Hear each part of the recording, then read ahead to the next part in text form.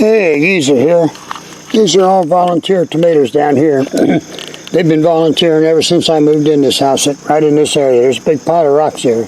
So I just let them go. And they're tough enough. One of them's come right up through the cracks of the deck. But at any rate, the hurricane remnants are gone. Finally quit raining. I got about 4 inches of rain on my gauge. But it was an exciting weekend. Here's some more of them volunteer tomatoes. They just started this year. I don't know where they came from. But see this old pine tree here? I came out during the storm and that old pine tree had blowed over. It was blocking both lanes of the road. Luckily there wasn't no traffic. So, in amongst the rain and the wind and whatever else was coming down, me and a chainsaw got out there and got busy. Cut it up and drug it off to the side of the road. Now as it warms up a little bit and dries out some, I'll deal with it. But it was pretty wild out there in the road cutting that up in the middle of the storm. But it was a job need doing and there wasn't nobody here but me. So, and what I was thinking was one of them hillbillies was going to come down that curve at 100 miles an hour like they do and run right into it. So I got it cut up and taken care of. And then Friday evening, one of the state highway department snowplows come by. There was so much debris on the road that they plowed it like they do snow in the winter to get all the debris off the road. That was pretty interesting to see. Now I see, I got no serious damage to the house or the garage that I can see, so I'm grateful for that. Got some debris laying around I got to pick up, but power went out at 1700 Friday. And today is Sunday, and it just came back on at 12:45. That's where I run the generator. And when I run it, I close up the garage and go in the house. I don't let it run. And I got a 50 amp outlet there. Okay, as I was saying, I got a 50 amp outlet there and a 30 amp inlet there, both up. Inlets rather, not outlets. And the back feeds to the house. To them overhead wires there. Runs everything in the house. I just got this generator last year. 10,500 running watts, 13,000 peak watts. Runs good. So I started up what I do. I just started up, close up the garage, and go in the house. It runs about 12, 13 hours. And then I come out and gas it up and do it again. Somebody once told me you can't run a generator in the garage. I said, I do. The garage is 70 feet from the house. And I don't care if all the mice and bugs in there get carbon monoxide and die. Works for me. That's a bonus if they do. You know? I warned them when I...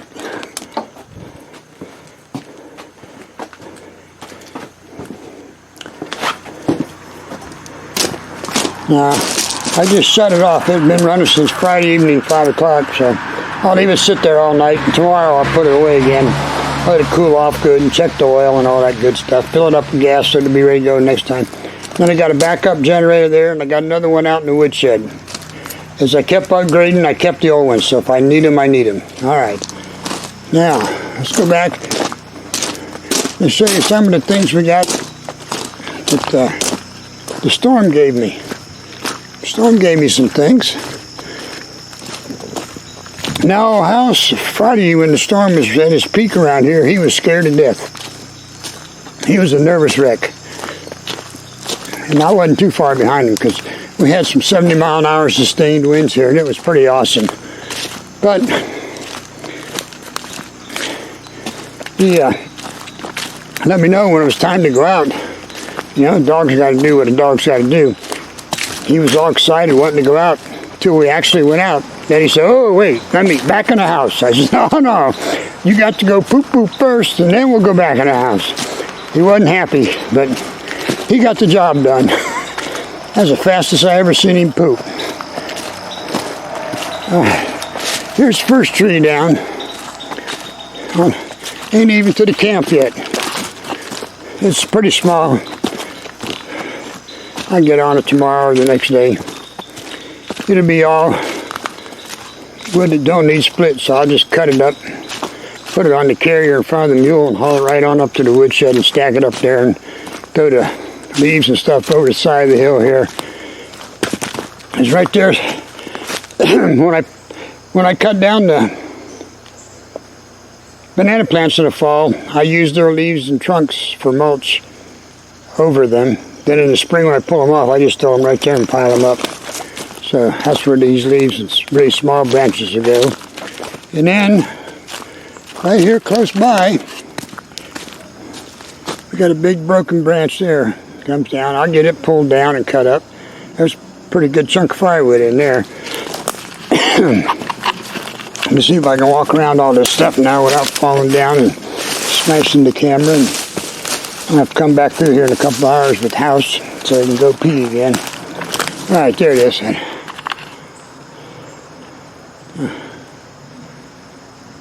That's a pretty good hunk of wood there. Them little branches, I don't think I'll be able to get them. Wait and see if they fall over winter. But there's a Bigfoot marker there. But I don't know what's off down. I haven't been down in the hollers yet. Might be a big one or two down there somewhere. There's a bunch of junk like this laying around here. I have to pick up, cut up, and do with something. But my son-in-law's hunting camp came out all right. He sustained no serious damage, which is a good thing. Whoops, sorry.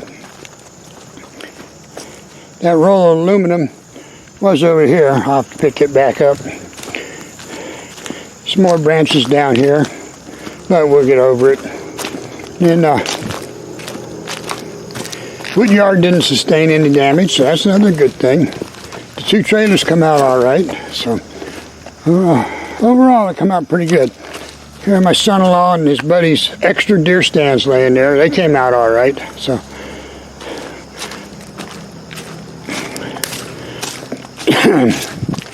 But there's a big tree back here in the back blowed down. Me and Hal seen it yesterday or the day before when he had to come out. There's a bunch of little debris laying around here, so we'll deal with it as we deal with it. I don't know, there might be a big one or two down in the holler. I'll have to go down later this week when it dries out some and take a look. I could get down there now. I could walk down, I suppose, but don't want to. I could get down the mule easy enough. Getting back up would be the tricky part. Might take the end of the week before I can get back up. But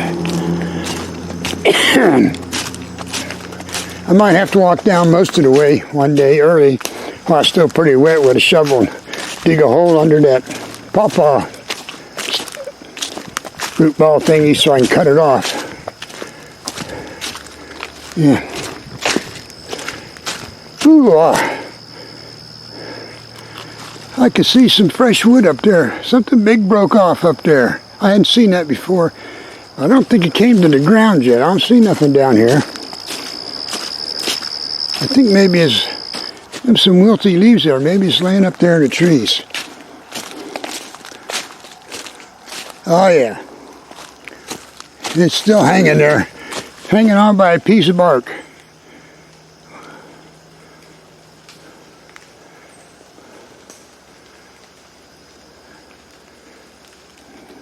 Pretty good hunk of wood if I could get it down here.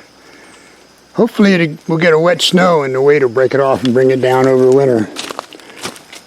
So, but here's a good one back right here. This big one here. All kind of debris laying down here, see? Just everywhere. But yeah. See this big one here? It's got 3 or 4 big branches there. But when it came down, I can get this one out of here. It got hung up there in the crotch on them trees. Right there. Yeah. But it's over here. Root ball must have been rotten. Broke right off. There it is. So. There it be. Oh.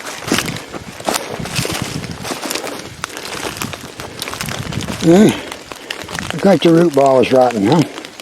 Let it crack a little. But I'll be able to cut this one off somewhere there, and then I think after I cut it off in there, and then pull it on back that way till it gets laid on the ground or somewhere. Well, I don't know. We'll make it work somehow. Will I do it this fall? I don't know. Got plenty to do. I might wait till spring. Let it lay there to spring. Let it dry out a little bit. A lot of wood in that one. And there was nothing big back there went down. Nothing good. Shooting range was alright, came out alright, as far as I can tell. A couple things got blowed over, but it's alright. Nobody uses it but me anyway.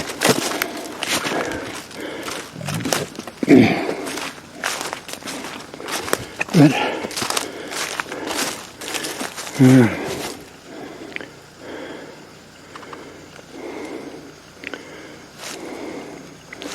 bowling pin survived, did none of them blow away. It's a good thing. Okay.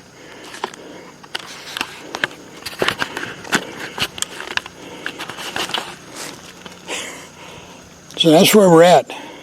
We survived the storm, and we're doing okay. See ya Friday, 0600.